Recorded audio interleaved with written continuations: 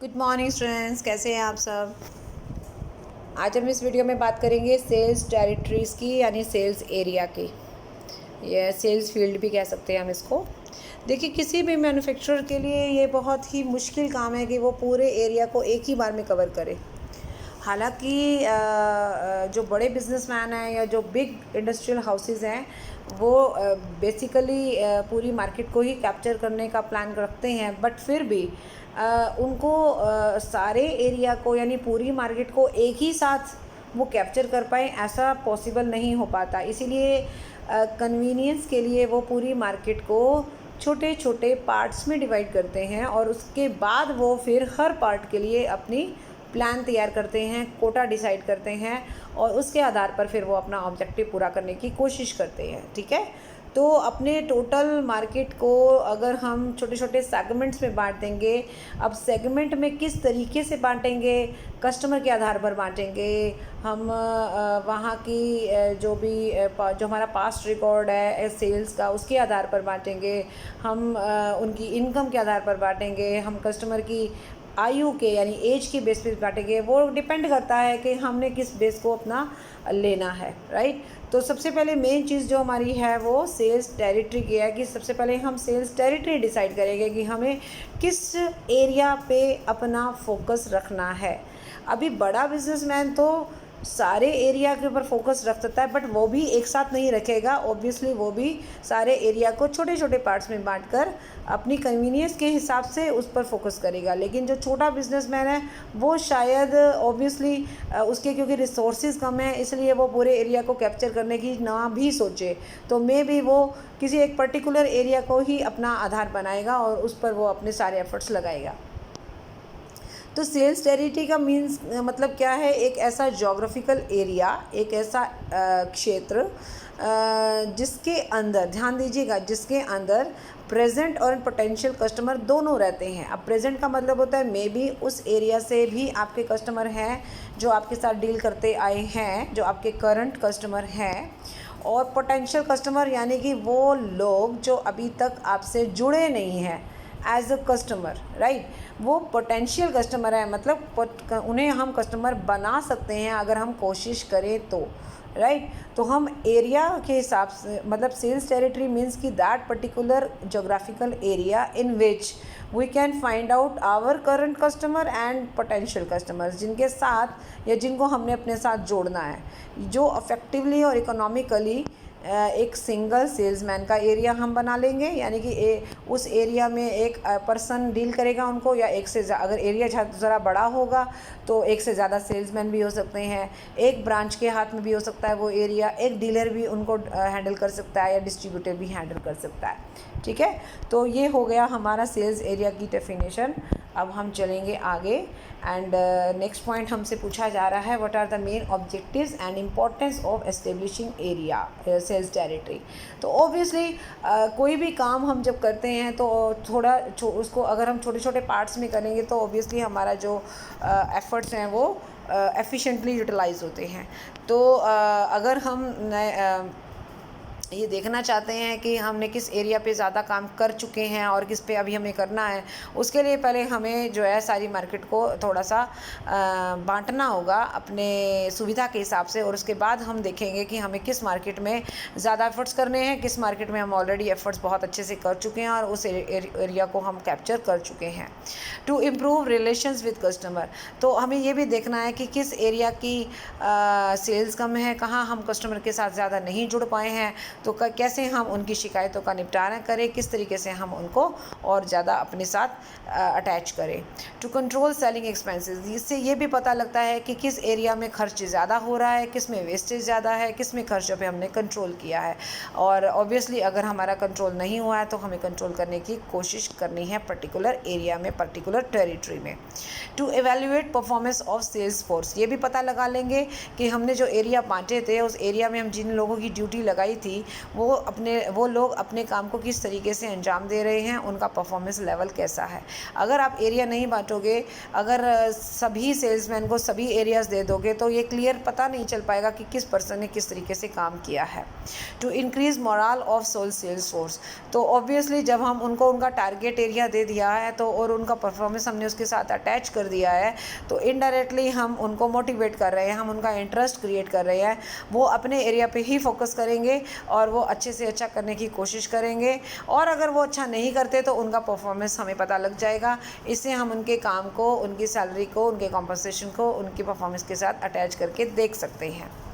To get better display of goods from dealers, तो obviously जो हमारे डीलर है, मान लीजिए एक एरिया में एक व्यक्ति, एक डीलर को, एक डिस्ट्रीब्यूटर को हमने अपने प्रोडक्ट का इंचार्ज बनाया है, जो हमारे प्रोडक्ट का सेल करेगा वहाँ पे, और क्योंकि वो पर्सन वहाँ का रहने वाला है, मे बी हम ऐसे ही लोगों को एरिया देंगे जो पर्सन वहाँ से परिचित होंगे, तो डेफिनेटली वो वहाँ के लोगों को अच्छे से जानते हैं, समझते हैं, उनकी प्रॉब्लम्स को फाइंड आउट कर सकते हैं, उनके साथ वो हैंडल कर सकते हैं। ठीक है, तो इस तरीके से क्या होगा कि जो हमारा डीलर है वो उस एरिया के कस्टमर्स को कन्विंस भी कर सकता है, और उस डीलर को हम ऐसी मटेरियल अवेलेबल करवा सकते हैं कि जिस मटेरियल के दम पर वो वहाँ के कस्टमर्स को कन्विंस करने की कोशिश कर सकता है। तो ऑब्वियसली डीलर जो लोग होते हैं वो एरिया के हर तरह के चीज़ों से वो भली भांति परिचित होते हैं। Next is to facilitate market research. Definitely market research में यही देखा जाता है कि कहाँ पर पोटेंशियल है, कहाँ पर कस्टमर हमें ज़्यादा मिल सकता है, कहाँ के कस्टमर की क्या नीड्स हैं। जब इन चीज़ों पे हमें रिसर्च करना होता है, रिसर्च के बाद भी हम किसी नतीजे पर पहुँचते हैं और उसके आधार पर भी हम आगे की प्लानिंग कर सकते हैं, right. Next is to ensure smooth functioning of selling activities. Area के हिसाब से हम क्लियर कर पाएंगे कि किस क्षेत्र में, किस जोग्राफिकल लोकेशन पर किस कस्टमर के साथ हमारी बात हो पाई है, कितने लोगों को हमने अपने साथ जोड़ा है, किस एरिया के लिए ज़्यादा एफर्ट्स करने की ज़रूरत है, कहाँ पर कितनी एक्टिविटीज़ और की जानी हैं, वो सारी चीज़ें हम क्लियर करेंगे। To avoid duplication of selling efforts. अब कई बार क्या होता है कि अगर हमने एरिया डिवाइड नहीं किया तो क्या होगा कि कभी कभी एक एरिया में कई सारे सेल्समैन काम कर जाएंगे और किसी एरिया में कोई भी सेल्समैन नहीं पहुँचेगा, वहाँ दिक्कत आ जाएगी। इसलिए हमें हमेशा डिफ्रेंशिएट करना पड़ेगा, हमने पूरे मार्केट को एरिया में बांटना ही होगा। To operate sales quota system effectively. जब हम अपनी मार्केट को छोटे छोटे पार्ट्स में बांटते हैं तो उस एरिया के हिसाब से हम कोटा भी डिसाइड कर देते हैं। मान लीजिए एक एरिया बड़ा है तो हम वहाँ का कोटा थोड़ा ज़्यादा डिसाइड करेंगे, राइट। अगर एक एरिया छोटा है तो हम वहाँ के लिए कोटा कम डिसाइड करेंगे। तो हमारा जो सेल्स कोटा है वो एरिया के ऊपर डिपेंड करता है, एरिया के कस्टमर की चॉइस पर, प्रायोरिटीज़ पर डिपेंड करता है। Next is to identify strong and weak market area. Obviously इसमें हमें ये भी पता लग जाएगा कि किस मार्केट टेरिटरी में हमको ज़्यादा एफर्ट्स करने हैं। पता चला कि हमने उस पर बहुत कोशिश की लेकिन हमारी बात नहीं बन रही है, वहाँ का कस्टमर हमसे नहीं जुड़ पा रहा है, तो डेफिनेटली हमें कुछ और स्ट्रॉन्ग स्टेप्स उठाने की ज़रूरत है। To identify leading leaders, stockists, distributors. तो अभी यहाँ पे ये भी पता लग जाएगा कि वहाँ पे कौन कौन से डीलर हैं, स्टॉकिस्ट हैं, उनसे कांटेक्ट करके हम उस एरिया पे अपना अधिकार जमा सकते हैं। तो ये भी एक तरीका है, इसीलिए हम टेरिटरी बनाते हैं ताकि हम अपने काम को स्मूथली चला पाए।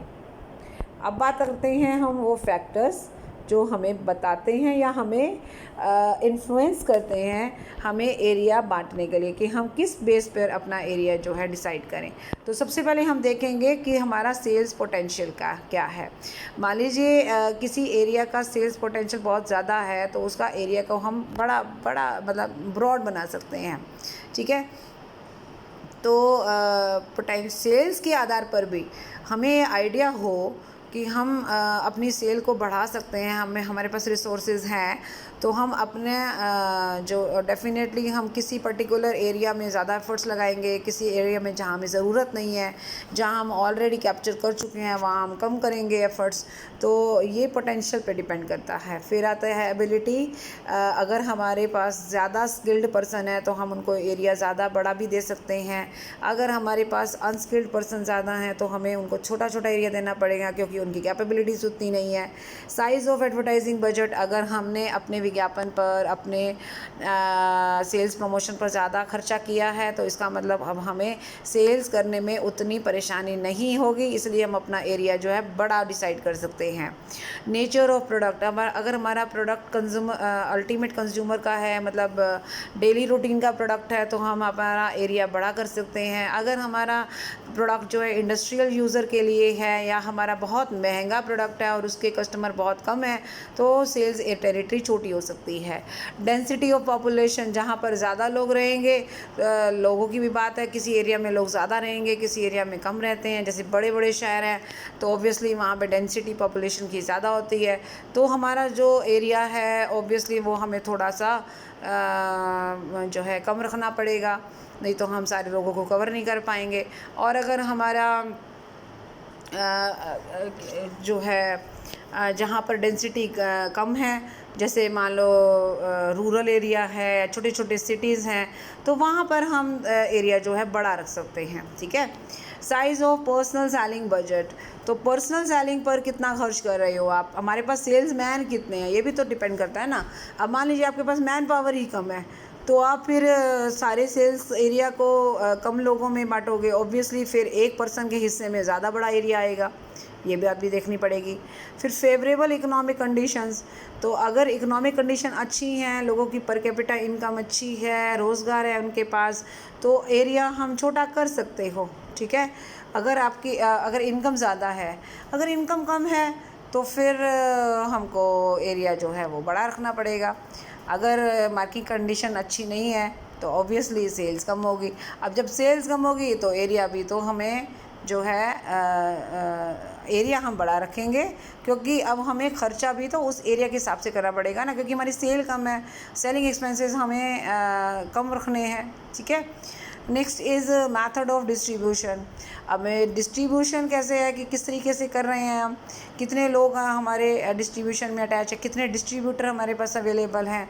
अगर हमारे पास डिस्ट्रीब्यूटर जो हैं काफ़ी हैं तो हम एरिया बड़ा भी रख सकते हैं। अगर डिस्ट्रीब्यूटर की संख्या जो है कम है, ठीक है, मान लीजिए हमारे डिस्ट्रीब्यूशन की चेन बड़ी है, मान लीजिए उसमें होलसेलर भी है, रिटेलर भी है, तो एरिया हम बड़ा रख सकते हैं। अगर हमारी चेन छोटी है तो एरिया हमें छोटा रखना पड़ेगा। Next is transport and communication facilities.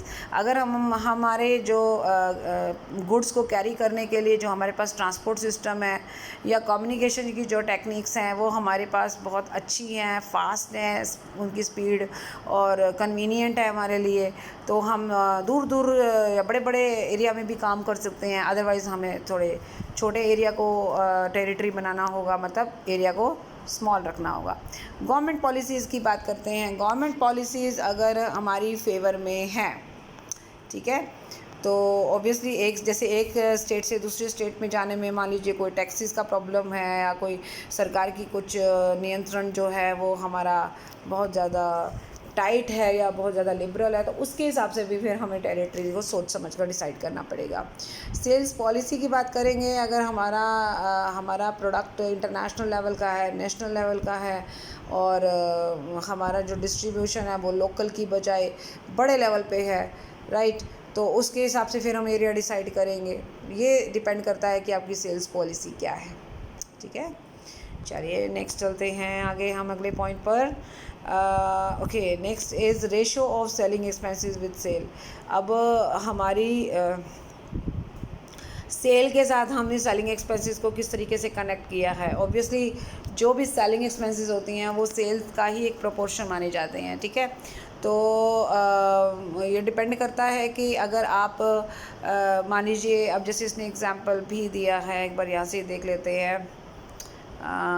जैसे मान लीजिए एक संस्था है, उसने अपने सेलिंग एक्सपेंसेस जो हैं वो सेल का 7% मान लो डिसाइड किया है। जैसे उसने सेल हुई 1 लाख तो सेलिंग एक्सपेंसेस कितने हो गए 7,000, राइट।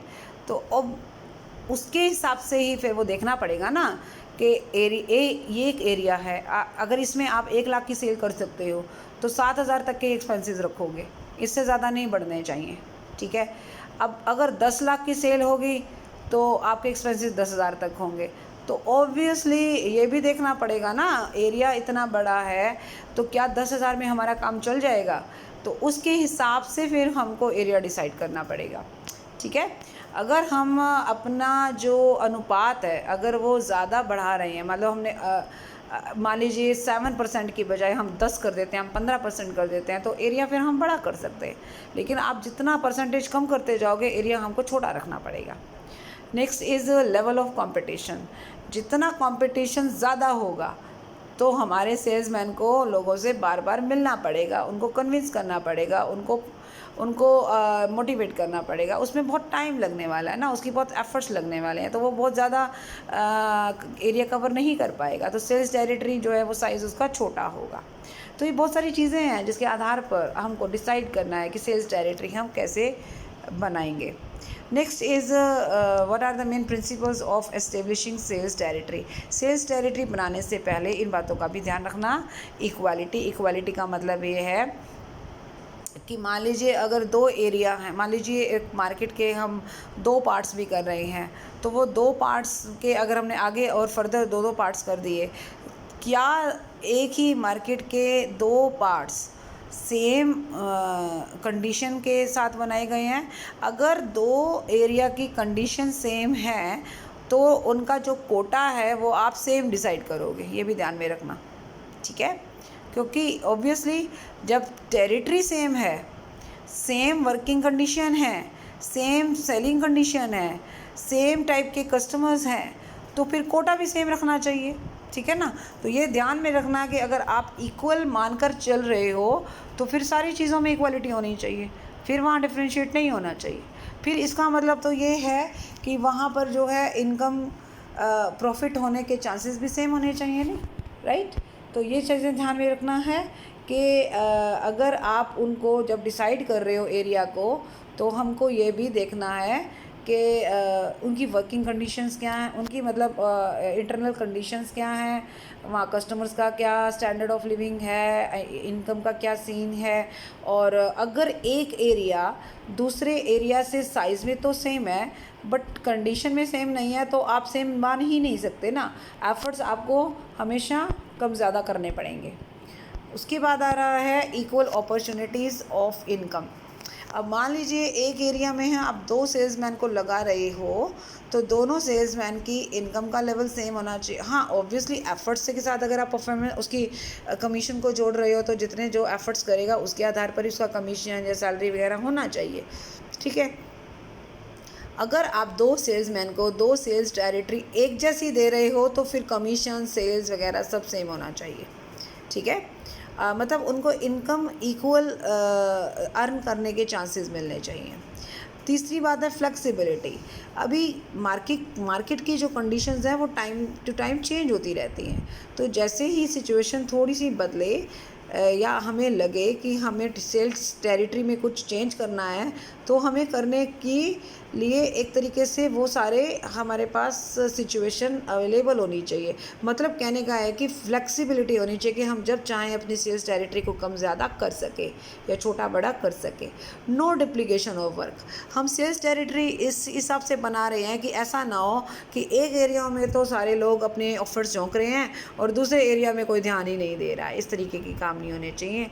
इकोनॉमिकल का मतलब क्या है कि जब भी आप सेल्स टेरिटरी डिसाइड करें तो ये भी ध्यान में रखें कि वहाँ पर जो आप पैसा लगाने वाले हो, एफर्ट्स लगाने वाले हो, वहाँ से जो आपकी पोटेंशियल है, उनका जो एक कस्टमर का रिस्पॉन्स है या जो उनका उस एरिया की जो कैपेबिलिटी है वो उसकी कॉस्ट से ज़्यादा होनी चाहिए। ऐसा ना हो कि हम खर्च कर रहे हैं 10 रुपये और हमारे को मिल रहे हैं 2 रुपये, तो वहाँ तो वो 8 रुपये का लॉस करके कोई फ़ायदा नहीं है। कंट्रोलेबल एरिया इस हिसाब से हम डिसाइड करेंगे कि हम अपने अकॉर्डिंगली अपने सेलिंग एक्सपेंसेस पे और जो भी और फैक्टर्स हैं उन पर कंट्रोल कर पाएँ, सेल्स में अकॉर्डिंगली हम इंक्रीज़ कर पाएँ, ये सारी चीज़ें भी हमको ध्यान में रखनी हैं। ठीक है, तो ये थे हमारे principles. Next is basis for establishing sales territories. अब हम बात करेंगे कैसे हमने सेल्स टेरिटरी बांटनी है, बनानी है। तो एक तो हो गया सबसे पहले एरिया के आधार पर, लोकेशन के आधार पर। लोकेशन का आधार का मतलब तो यही है कि हम जैसे स्टेट में हमने एक स्टेट के एक स्टेट वाइज हमने बांट दिया पूरे मतलब नेशन को, या फिर डिस्ट्रिक्ट वाइज बांट रहे हैं, या हम लोकल एरिया वाइज बांट रहे हैं, राइट। तो ये सारी चीज़ें भी हमने देखनी है कि हम अगर हमारा प्रोडक्ट नेशनल लेवल का है तो फिर हम एरिया स्टेट वाइज बांट रहे हैं या फिर डिस्ट्रिक्ट वाइज बांट रहे हैं। अगर हमारा प्रोडक्ट लोकल है तो फिर तो हमें कॉलोनीज़ का भी देखना पड़ेगा, कॉलोनीज़ के हिसाब से बांटना, इस तरीके से। दूसरी बात है on the basis of product. अब हमारा प्रोडक्ट अगर दो टाइप के हैं, इंडस्ट्रियल भी है और कंज्यूमर प्रोडक्ट भी है, तो हम इसके आधार पर भी टेरिटरी देख सकते हैं।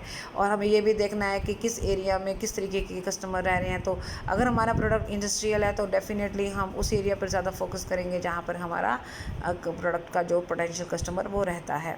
On the basis of customer, अब वही कस्टमर की बात करेंगे तो कस्टमर की बहुत सारी स्पेशलिटीज़ होती हैं, उनकी विशेषताएं होती हैं, उनका व्यवहार होता है, उनके काम करने के तरीके होते हैं, उनका परचेजिंग का पैटर्न होता है। उसके आधार पर भी आप अपने कस्टमर के आधार पर भी अपना एरिया बांट सकते हो।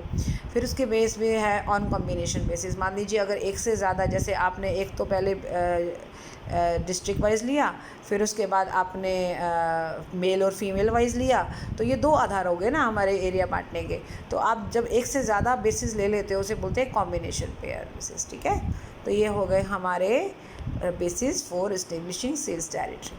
अब हम बात करेंगे procedure of establishing revising sales territory. इसका मतलब क्या है,